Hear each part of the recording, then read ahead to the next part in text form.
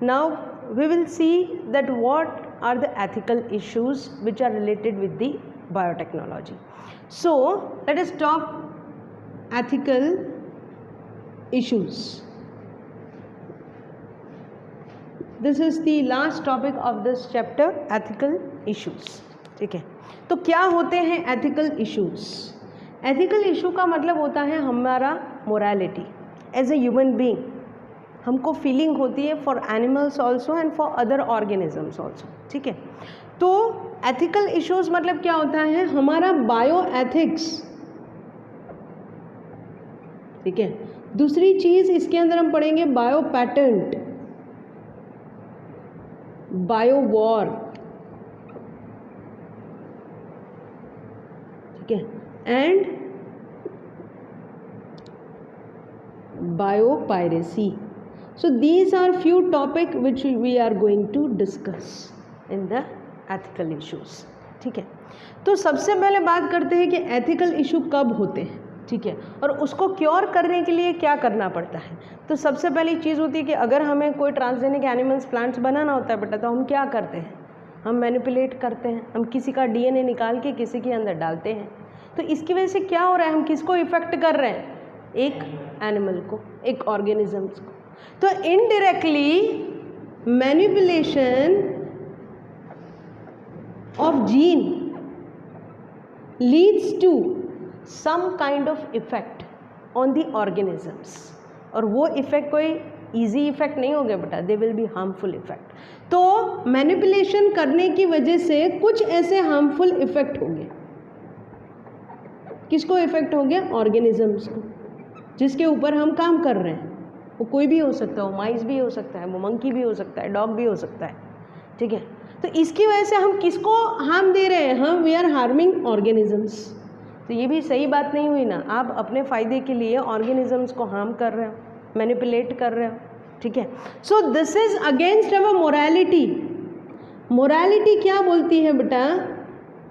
Morality क्या बोलती है कि भाई हमें अपने मोरल्स, हमारे कुछ हमारी व्यूज़ होते हैं कि कुछ हमारी लिमिटेशंस होती हैं. हमारे मॉरल्स, हमारे एथिक्स हमें ये चीज़ करने के लिए रोकते हैं कि कोई एनिमल को हार्म नहीं पहुंचाना चाहिए.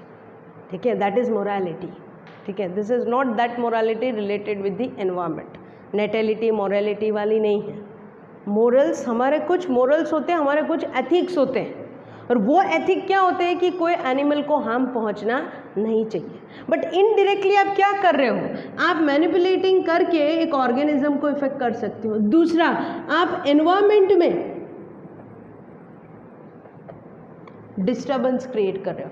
इनडायरेक्टली और directly there are some kind of undisturbed changes देखने को मिलती है. आप एनवायरनमेंट को भी इनडायरेक्टली हार्म कर रहे हो. अब जाहिर सी बात है, कोई ऑर्गेनिज्म डिस्टर्ब हो रहा है मतलब फूड चेन डिस्टर्ब हो रही है, उसकी फूड वेब डिस्टर्ब हो रही है. इनडायरेक्टली वो कहीं ना कहीं अपने को भी इफेक्ट कर रहा है. So it's our moral duty. हमारी मोरालिटी है, हमारी मोरल ड्यूटी है कि हमें एनवायरनमेंट को हार्म नहीं करना. It should not harm the environment. ठीक है, या पोल्यूशन ना करे, ऐसा कोई काम ना करे कि जो एनवायरनमेंट को हार्मफुल होता है. So these are ethics. ये सारे एथिकल इश्यूज हैं. तो इसको ओवरकम करने के लिए एक कमेटी बनाई गई बेटा, एथिकल इश्यूज को ध्यान रखने के लिए. क्योंकि अगर ये ऑर्गेनिज्म बना रहे हैं तो वो ऑर्गेनिज्म दूसरे ह्यूमन बींग्स को हार्म नहीं करना चाहिए. जैसे रोज़ी काऊ बना दी तो रोज़ी काऊ ह्यूमन के बेनिफिट के लिए है. फिर वो रोज़ी में कोई दूसरे कैरेक्टर नहीं आ जाने चाहिए. ठीक है, so there is one committee and that is GEAC. ये कमिटी बनाई गई. ठीक है, जेनेटिक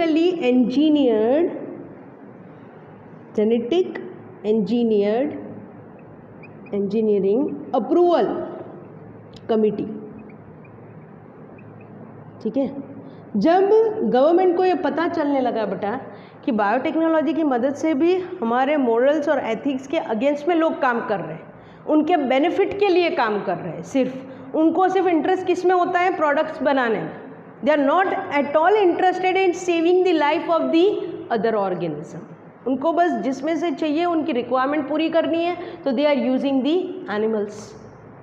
तो इसके लिए एक कमिटी बनी and that is genetic engineering approval committee बनी। ये कमिटी क्या करती है? ये कमिटी का काम ही यही है बेटा, पहली चीज़ ये कमिटी जो काम करती है दैट इज़ वैलिडिटी।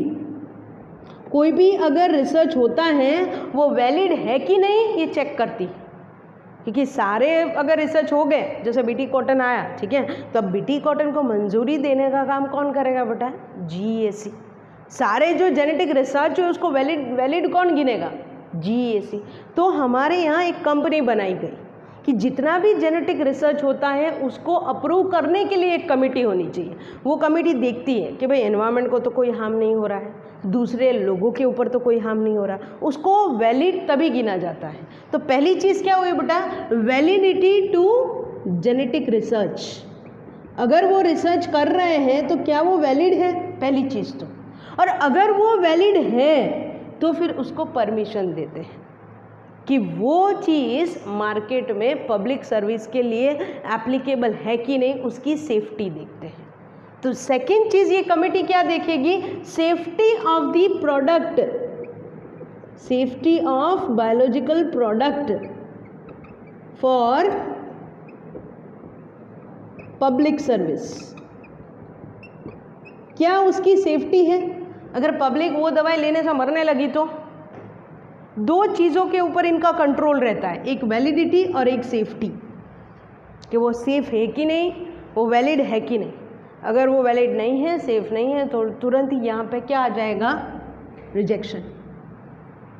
ठीक है, तो ये दो चीज़ें बहुत ही इंपॉर्टेंट। ऐसा नहीं होता बेटा कि कोई भी रिसर्च किया दूसरे दिन आ गया, ऐसा नहीं होता। It takes years, it take 5 years 10 years, बहुत टाइम लग जाता है। जब तक गवर्नमेंट इसको अप्रूवल नहीं करती, जब जीएसी अप्रूव नहीं करती, कोई भी बायोटेक्नोलॉजिकल प्रोडक्ट मार्केट में नहीं आता।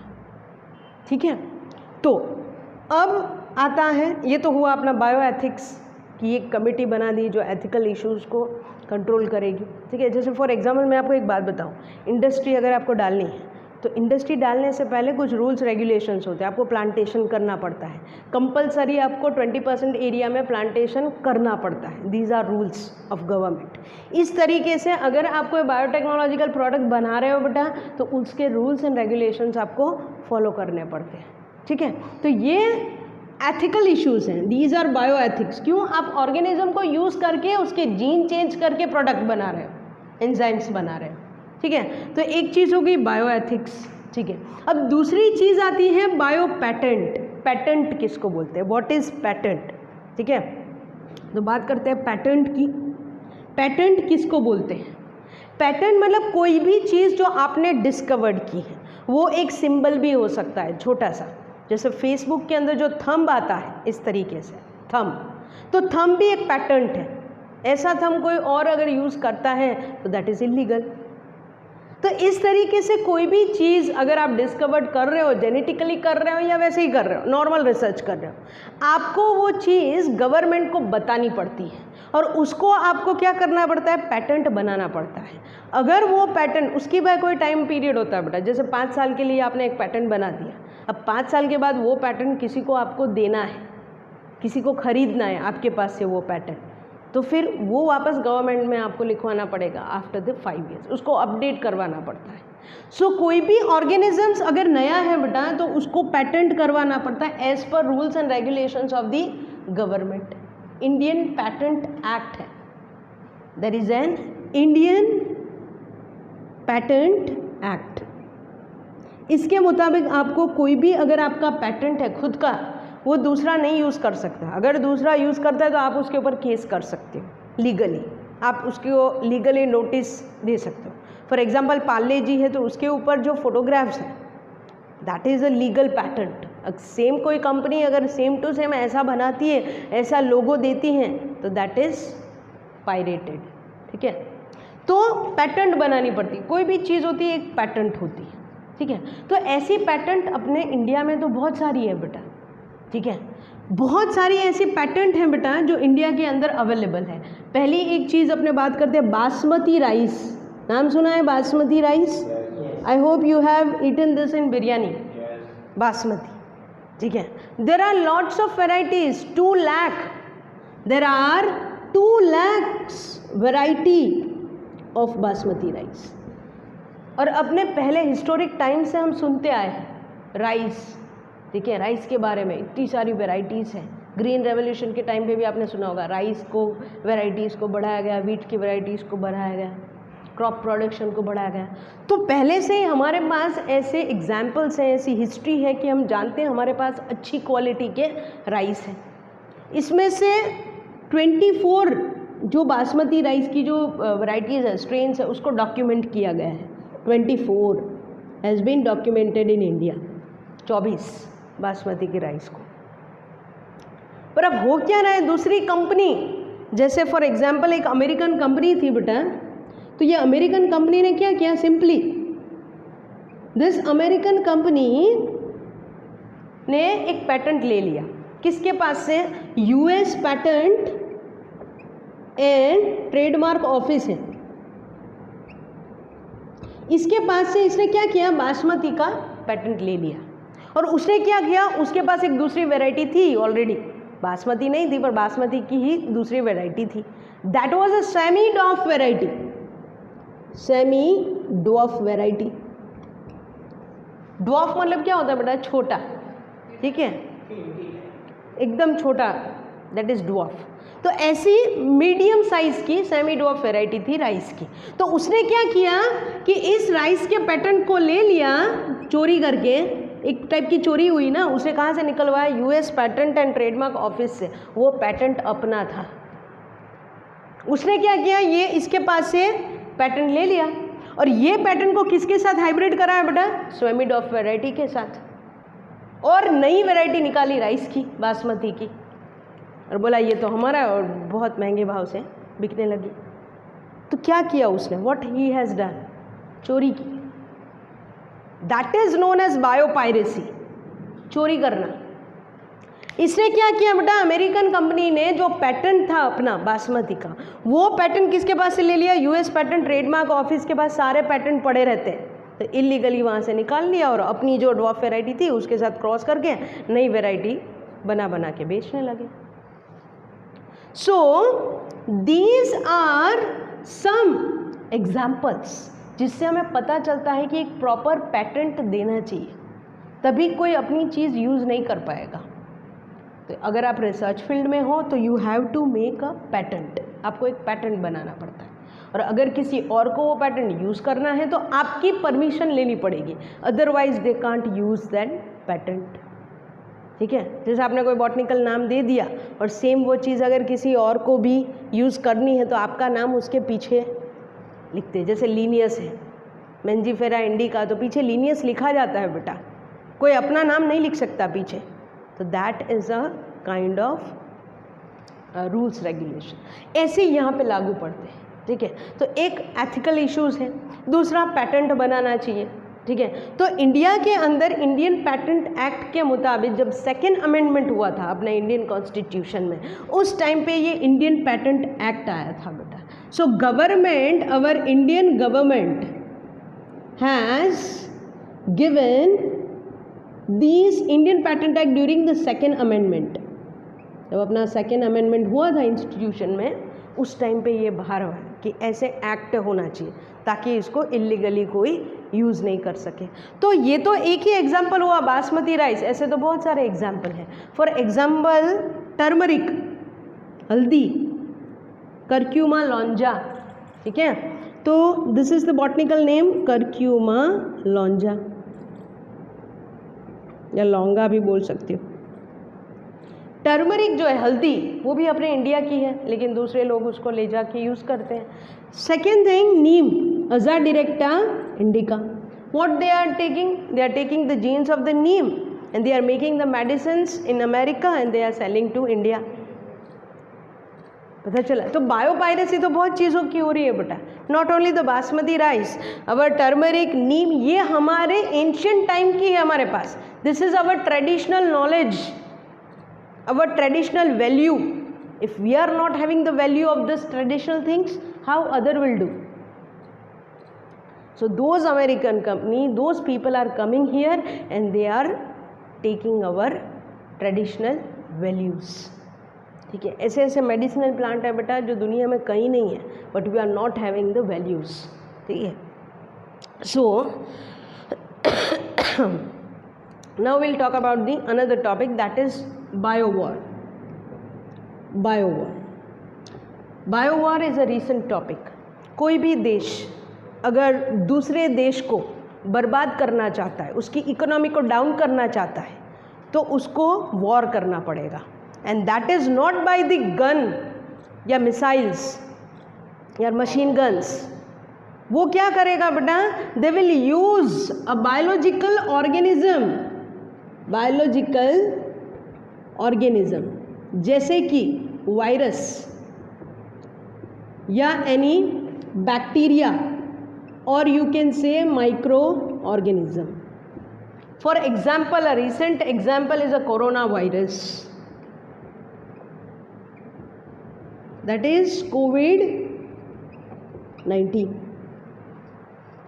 This virus has came to India and it has already decreased our economy. जो इतना अच्छे से आगे बढ़ रहा था जो देश, उसको एकदम डाउन कर दिया. चला लॉकडाउन में बहुत सारे लोग रास्ते पे आ गए. Why? This was the bio-war. कहीं से ये वायरस लेबोरेटरी के अंदर बनाया गया and that virus has been mutated and anyhow it came to India. इसने पूरी इकोनॉमी को बर्बाद कर दिया. This is the biowar. So biowar सिर्फ मशीन गन से नहीं होता है बेटा. बायोवॉर अभी जो रिसेंट का है, that is with the help of biotechnology. उसके जीन ऐसे चेंज कर देते हैं. कोविड तो फिर भी अच्छा है, लेकिन now mutations are been done in the कोविड-19, तो वो तो उससे भी हार्मफुल है. ठीक है. It low down the oxygen level of the body जब तक वो इंसान मर नहीं जाता. So it decrease the immunity power of the person. वो क्या करता है बेटा? शरीर में जाके उसकी इम्यूनिटी पावर को डिक्रीज कर देता है. So this is the biowar. ठीक है. तो इस तरीके से बायोवॉर भी हो रहा है, बायोपायरेसी हो रही है. अब बायोपायरेसी में क्या होता है? What is being done in the biopiracy? चोरी होती है. चोरी कैसे होगी? Multinational companies use to take your product और your traditional values without taking your permission. आपको पूछते नहीं है बेटा. Without permission multinational companies are taking your organisms और योर वैल्यूज. उसका कोई पेमेंट भी नहीं करते, उसका कोई पेमेंट नहीं दिया जाता, उसकी कोई परमिशन नहीं. इल्लीगल पूरे के पूरा इल्लीगल है. इल्लीगल स्टीलिंग बोल सकते हो, चोरी करना illegal by the multinational companies. जो मल्टीनेशनल कंपनीज हैं ये करती हैं चोरियां. दूसरे कंट्रीज करते हैं बेटा, other countries.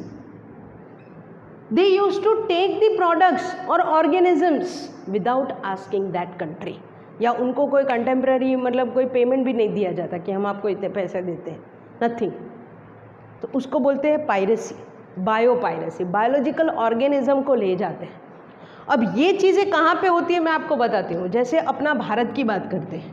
If you see India, ठीक है, इंडिया कैसा है बेटा? डेवलप्ड है कि डेवलपिंग?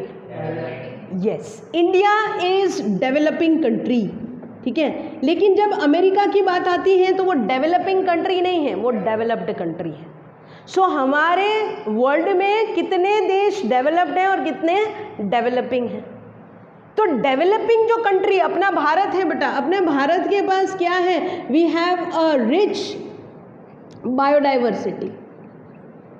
बायोडाइवर्सिटी में कोई हमें पीछे नहीं रख सकता. We have a rich biodiversity. We have Himalaya, we have desert, ठीक है, we have ocean, sea coastal areas बहुत सारा है इंडिया के पास. Rich flora and fauna. So in biodiversity we are rich. In traditional point of view we are rich. In medicinal point of view we are rich. ठीक है, हमारे पास बहुत कुछ है, हम रिच हैं बायोडाइवर्सिटी में. फिर भी हम आगे नहीं बढ़ रहे, हम डेवलप नहीं हो रहे। क्यों? बिकॉज जो डेवलप कंट्रीज़ हैं उनके पास टेक्नोलॉजी है पर उनके पास बायोडाइवर्सिटी रिच नहीं है, फिर भी वो आगे बढ़ रहे हैं। क्या रीज़न हो सकता है बेटा इसका? इसका रीज़न एक ही है कि बायोपायरेसी। वो इंडिया के पास से अपनी जो अच्छी वाली चीज़ें होती हैं, जो ऑर्गेनिजम्स होते हैं बायोलॉजिकल, उसको ले जाते हैं और वहाँ जाके उसमें मॉडिफिकेशन करते। क्यों करते हैं बेटा? क्योंकि उनके पास टेक्नोलॉजी है। जापान है, अमेरिका है, they have a very good tools and techniques. उनके पास हाई इकोनॉमी है, वो लोग उसी चीज़ में चेंजेस करके अपने को ही सेल करते हैं with a good market price. तो दैट इज़, तो इंडिया के पास डेवलप होने के बावजूद भी we are not doing our proper way. So that is biopiracy, कि दूसरा देश किसी की बायोडाइवर्सिटी, किसी के ट्रेडिशनल व्यूज़, मेडिसिनल प्लांट्स को लेके यूज़ करता है, हालांकि वो खुद इतना रिच नहीं है बायोडाइवर्सिटी में। So this are the biopiracy. So we can talked about bioethics, ethical issues के बारे में कि एनवायरनमेंट पे क्या हार्म होगा, जीईसी क्या काम करेगा। बायो पैटेंट, कि कोई भी अगर आप नया ऑर्गेनिज्म बनाते हो तो you should as per the Indian patent act आपको उसको रजिस्टर्ड करवाना पड़ता है ताकि कोई उसका इलीगल यूज़ ना कर पाए। दूसरी बायो वॉर, कोई भी बाहर से कोई भी बायोलॉजिकल ऑर्गेनिज्म डाल देंगे अपने कंट्री में ताकि अपनी इकोनॉमी डाउन आ जाए, ताकि अपने को, ये तो ठीक है, ये तो वायरस है, ठीक है, वायरस से भी अगर हार्मफुल कोई चीज़ हो, एकदम छोटा सा विरोइड डाल दिया, वो तो वायरस का भी टुकड़ा छोटा सा आरएनए का अगर डाल दिया किसी ऑर्गेनिज्म में और उससे बहुत सारी डिजीज़ होने लगी तो क्या होगा, ठीक है। So there are lot of, biotechnology क्या है बेटा, अच्छा भी है और बुरा भी है।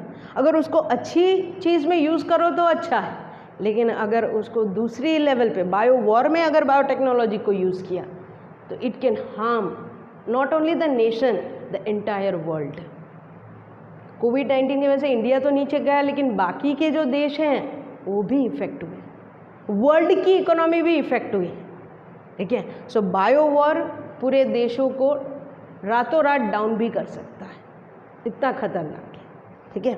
देन बायोपायरेसी, किसी चीज़ को चोरी कर लेना without asking that permission, permission के बिना ही किसी और देश से उनकी चीज़ें ले लेना, ठीक है। So all these topic you can learn in the ethical issue.